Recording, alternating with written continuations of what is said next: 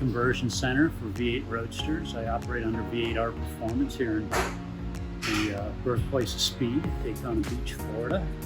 This is a 2009 Miata NC power retractable hardtop that we built for a customer in Maryland. And it's been here way too long, but I think it's finally finished. If you wanted something a little outside the norm, he sourced out a 2014 Camaro LS3 and TR6060 6-speed transmission. We've used our install kit and joined that up with an American Axle rear differential with a 323 ratio out of a Camaro as well. So the drivetrain is very, very strong. It uses all V8R components, would be the install kits, the cooling system, everything that makes those components go into this car. So if you look at it, we've got some 255 45s, 17-inch all around. They fit under the stock fenders. Of course, they were rolled and pulled. We do all that here. No scraping. They're 80 treadwear, so they hook up really well, which is good. This is going on the dyno tomorrow, and I expect to make around 650 horsepower tires.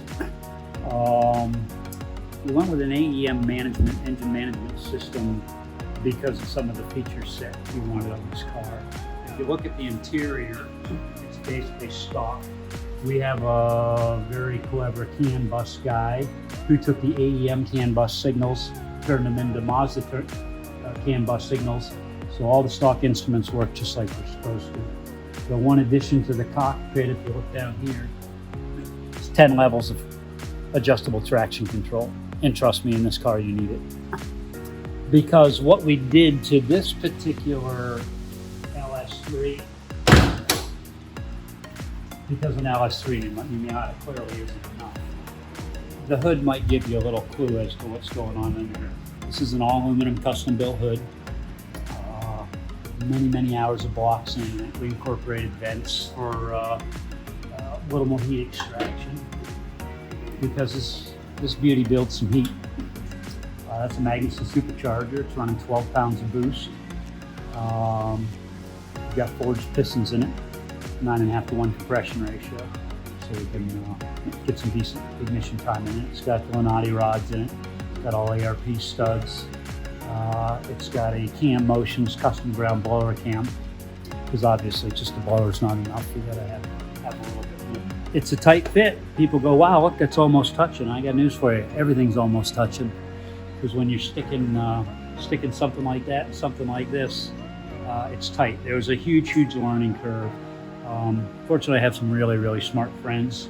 These particular boxes right here turn the RX-8 wheel signals into something that the AEM computer could use. Now you might think I screwed up when I said RX-8. No, that's correct. This has all RX-8 uprights under it. Has all RX-8 suspension components under it. It's got RX-8 sport brakes on it, which completely fill up those 17-inch wheels. And you say, why RX-8 sport brakes? Why not Willwards? Why not Stop Tech? Well, this gives you an OEM look. It gives you the biggest brake you can fit under the wheels, and they flat out work. And when you got to go get parts for them, it's as easy as a trip to O'Reilly's. No hunting around for special pads or anything like that. Rear uprights, rear hubs, all the rear suspension components, they're all RX-8 parts. They're about 30% bigger in diameter and strength than the NC parts. Funny thing is, the owner's going to fly in from Maryland and drive it home. I told him, you want to pick up a toolkit, you never know, but I've already got about 250 miles on it. So far, so good.